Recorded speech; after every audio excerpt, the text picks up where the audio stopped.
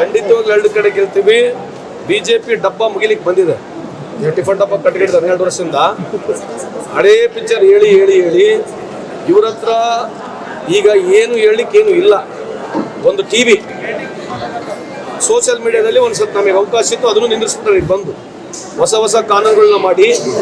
ಪ್ರಧಾನಮಂತ್ರಿ ಮೋದಿ ಸಾಹೇಬ್ರೆ, ನೀವು ಪ್ರಜಾಪ್ರಭುತ್ವ ವ್ಯವಸ್ಥೆಯಲ್ಲಿ ನಂಬಿಕೆ ಇರ್ತಕ್ಕಂಥದ್ದು ಭಾಳ ಹೇಳ್ತೀರಿ. ನೀವು ಯಾರೋ ಒಬ್ರು ನಿಮ್ಮ ವಿರುದ್ಧ ಒಂದು ಸೋಷಿಯಲ್ ಮೀಡಿಯಾದಲ್ಲಿ ಏನನ್ನ ಮಾತನಾಡಿದ್ರೆ ಅದನ್ನ ತಗ್ಸೋದು, ಅಕೌಂಟ್ನ ಬ್ಲಾಕ್ ಮಾಡೋದು, ಇದು ಏನು ಮಾಡ್ಬೇಕಂತಿದ್ದೀರಿ? ಆಯ್ತು, ನೀವು ಇನ್ನೂ 5 ವರ್ಷ ಪ್ರಧಾನಮಂತ್ರಿ ಇರ್ತೀರಿ.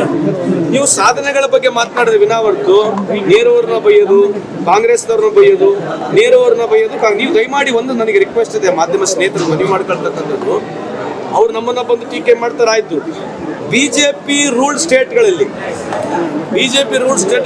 ಏನಿದೆ ಇವತ್ತು? ಉದಾಹರಣೆ ಬಿಹಾರ್ ತಗೊಳ್ಳೋಣ, UP ತಗೊಳ್ಳೋಣ, ಯಾವ ಸ್ಥಾನದಲ್ಲಿದೆ? ಗುಜರಾತ್ ಯಾವ ಸ್ಥಾನದಲ್ಲಿದೆ ಅಂತ ಕೇಳಿ ನೋಡ್ರಿ.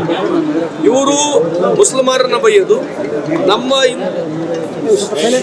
ನಮ್ಮ ಹಿಂದೂ ಸಮಾಜ, ನಮ್ಮ ಹಿಂದೂ ಧರ್ಮ, ಸನಾತನ ಧರ್ಮ ಏನಿದೆ ಬಹಳ ದೊಡ್ಡ ಧರ್ಮ. ಇದು ಸಾವಿರಾರು ವರ್ಷದಿಂದ ಹಿಂದೆ ಇರ್ತಕ್ಕಂಥ ಧರ್ಮ. ಇವರು ಒಂದು 100 ವರ್ಷದಿಂದ ಇವರೇನೋ ಒಂದು ಮಾಡಿಕೊಂಡು ನಾವು ಹಿಂದೂ ಅಂತ ಇವ್ರೇನು ಹಿಂದೂ ಪರವಾಗಿ ಕಾಂಟ್ರಾಕ್ಟ್ ತೊಗೊಂಡಾರಲ್ಲ. ಎಲ್ಲರೂ ಈ ದೇಶದಲ್ಲಿ ಸುಮಾರು 85% ಜನ ಹಿಂದೂಗಳೇ ಇದ್ದಾರೆ. ಇವರು ರಾಜಕೀಯ ಒಂದು ಪಕ್ಷ ಕಟ್ಕೊಂಡು ನಾವೇ ಹಿಂದೂ ಅಂತ ಹೇಳ್ಕೊಂತ ಹೋಗ್ತಿದಾರಲ್ಲ. ನೀವು ಕೇಳಿ, ಆಯ್ತು, ನೀವು 12 ವರ್ಷ ಕೇಂದ್ರದಲ್ಲಿ ಅಧಿಕಾರದಲ್ಲಿದ್ದೀರಿ, ಎಷ್ಟು ಜನ ಹಿಂದೂಗಳಿಗೆ ನೀವು ಅವಕಾಶ ಮಾಡಿಕೊಟ್ಟಿರಿ? ನಿಮ್ಮ ಹಿಂದೂ ಮಕ್ಕಳುಗಳು ಎಲ್ಲಿ ಓದ್ತಾ ಇದ್ದಾರೆ? ಇವತ್ತು ಬಡವರು, ಇವತ್ತು 1 ಲಕ್ಷ ಶಾಲೆಗಳು ಮುಚ್ಚಿದ್ದಾರೆ. ಇವತ್ತು ಮೋದಿ ಸಾಹೇಬರು ಬಂದ ನಂತರ ಈ ಭಾರತ ದೇಶದಲ್ಲಿ 1 ಲಕ್ಷ ಶಾಲೆಗಳು ಮುಚ್ಕೊಂಡು ಹೋಗಿದ್ದಾವೆ. ಅದರ UP, MP, ಬಿಹಾರ್ ಸೇರಿದ್ರೆ 80% ಶಾಲೆಗಳು ಇಲ್ಲೇ ಮುಚ್ಕೊಂಡು ಹೋಗಿದ್ದಾವೆ. ಇದಕ್ಕೆ ಯಾರು ಉತ್ತರ ಕೊಡಬೇಕು? ಇದಕ್ಕೆ